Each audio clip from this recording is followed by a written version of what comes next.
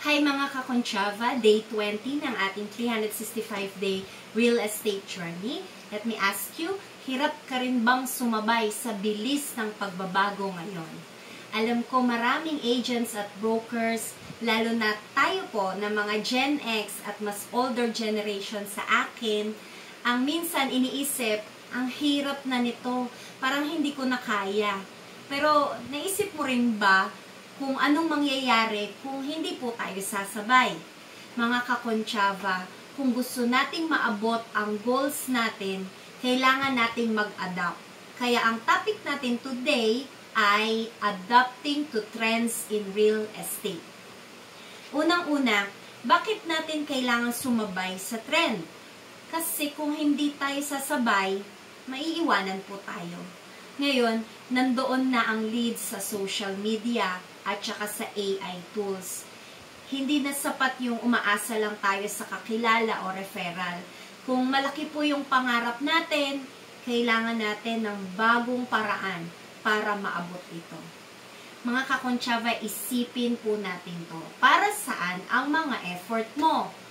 Siyempre, para sa pamilya, para sa future. Diba? Worth it ang pag-adapt sa mga bagong tools at trends.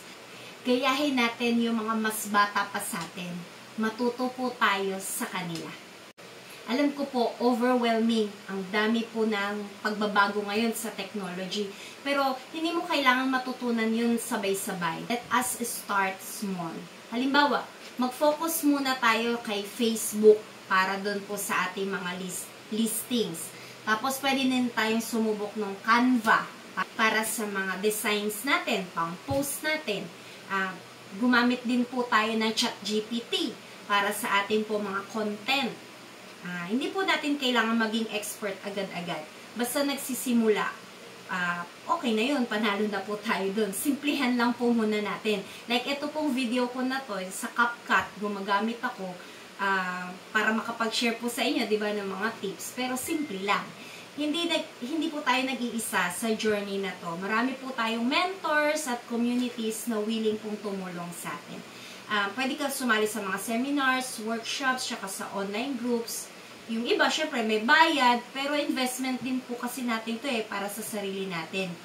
Kung gusto mong matuto, edi go for it. Yung page ko nga po ngayon, ina-applyan ko na rin ng automation. Pero syempre, di naman po ako ang gumagawa agad-agad dahil kailangan ko po pong mag-aral. So, nagbabayad muna ako. Pagka marunong na ako, ay di yun. Subukan natin na ako na yung gagawa. Mga kakonchava, importante ang pagiging open-minded sa mga pagbabago. Huwag kang matakot na magkamali. Hindi mo kailangan maging perfect. Ang mahalaga, consistent po tayo sa ating ginagawa.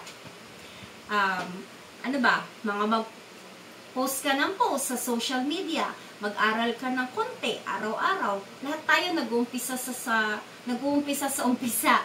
Pero ang consistent effort, magdadalo po iyon ng magandang resulta. So, sabay-sabay po tayo na mag-adapt at matuto. Tandaan, ang pagbabago ay para rin sa future natin at sa atin pong pamilya.